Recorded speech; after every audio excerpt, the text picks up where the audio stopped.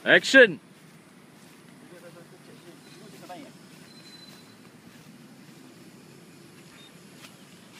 Today we will be maiden of the red eagle model from Hobby King Flying Wing. 1 meter wingspan, all out weight I think about 500 gram.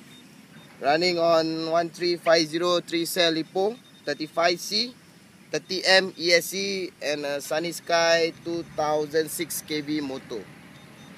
We have checked the M draw to be about 28 M.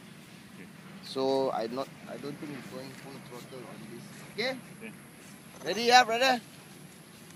Right? Oh, stop. Okay.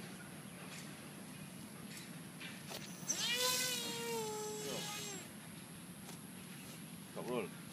Saya suspect belakang berat. Suspect lah, saya suspect je. So the maiden doesn't go so smooth. As you can see, when I launch it, it feels like it's climbing.